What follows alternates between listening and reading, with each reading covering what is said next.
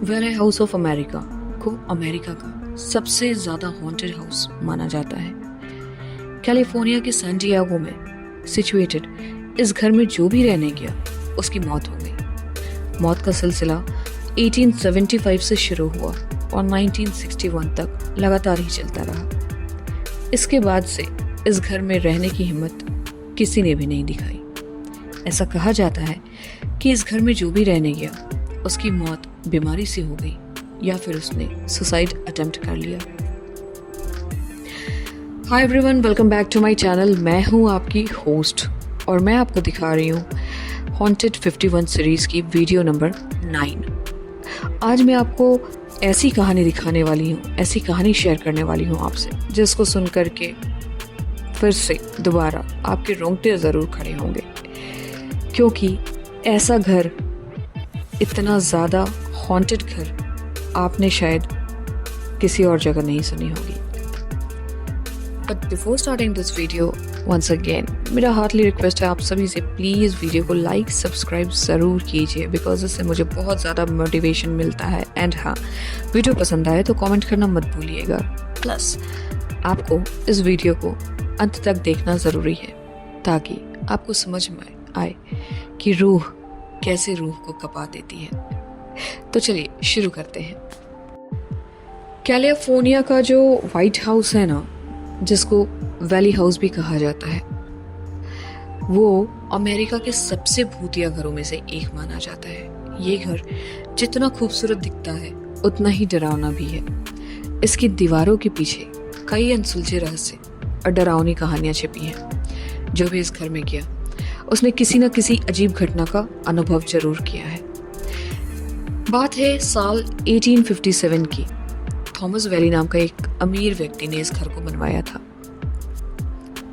उन्होंने इसे अपनी पत्नी एना वेली और बच्चों के लिए बनवाया था। ये घर उस समय सबसे सुंदर और सबसे एडवांस टेक्निक वाले घरों में से एक था, लेकिन किसी को नहीं पता था कि ये जगह आगे चलकर डर और रहस्य का अड्डा बन जाएगी। इस घर को बनाने से पहले यहाँ पर एक अपराधी जेम्स याकी रॉबिन्सन को फांसी दी गई थी। लोग कहते हैं कि मरने से पहले उसने शाप दिया था कि वो इस जगह को कभी भी नहीं छोड़ेगा, और शायद यही कारण था कि जब वैली परिवार ने इस घर को बनाया और इसमें रहने आया तो उन्हें अजीब सी घटनाएं महसूस होने लगी। थॉमस वेली और उनका परिवार जब यहाँ रहने आया तो उन्हें घर में अजीब अजीब आवाज़ें सुनाई देने लगी। कभी सीढ़ियों पर किसी के चलने की आवाज़ आती, तो कभी कोई दरवाजे पर नॉक करता, और कभी कभी दरवाज़ा खुद ब खुद खुल जाता था। लोगों का कहना था कि जेम्स रॉबिन्सन की आत्मा अब भी इस घर में भटकती है। कई लोगों ने एक परछाई को भी सीढ़ियों पर चलते हुए देखा था, जो कि अचानक गायब हो जाती है। थॉमस वेली के परिवार को इस घर में बहुत परेशानियों का सामना करना पड़ा। उनकी बेटी वॉयलेट ने इस घर में आत्महत्या कर ली थी। शादी के कुछ समय बाद ही उसका दिल टूट गया था और वो गहरे सदमे में चली गई थी। एक दिन उसने खुद को गोली मार ली और उसके आखिरी शब्द थे कि मुझे जीने का कोई भी कारण नहीं दिखता, इसलिए मैं अब जा रही हूँ। वॉयलेट की आत्महत्या के बाद घर में और भी डरावनी घटनाएं होने लगी। उसकी सिसकियों की आवाज़ रात में सुनाई देती थी और कई बार लोग उसकी परछाई खिड़कियों में भी देखते थे। आज ये घर एक बहुत ही खूबसूरत म्यूजियम बन चुका है, जहां लोग इसकी रहस्यमयी कहानियों को सुनने और अनुभव करने आते हैं। कई टूरिस्ट ने दावा किया है कि उन्होंने किसी अदृश्य शक्ति को वहां पे महसूस किया है, किसी के कान में फुसफुसाने की आवाज़ सुनी है, या किसी को अचानक अपने पास खड़ा पाया है। कुछ लोगों ने तो एक महिला को सफ़ेद कपड़ों में घूमते हुए भी देखा है, जिसे वो वॉयलेट वॉली ही मानते हैं। वहीं कुछ ने एक बूढ़े व्यक्ति की आत्मा को देखा है, जो शायद थॉमस वेली की आत्मा है। वेली हाउस की कहानियां अब भी लोगों को बहुत ही रोमांचित और भयभीत कर देती हैं। क्या ये सच में भूतिया है या सिर्फ एक मन का भ्रम?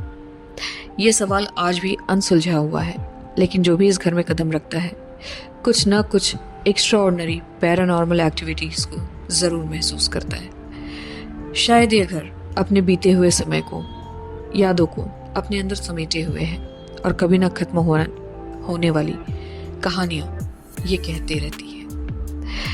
अगर कभी आपको भी मौका मिले तो हिम्मत करके वैली हाउस में रात ज़रूर बिताइएगा और हाँ, एक्सपीरियंस ज़रूर शेयर कीजिएगा।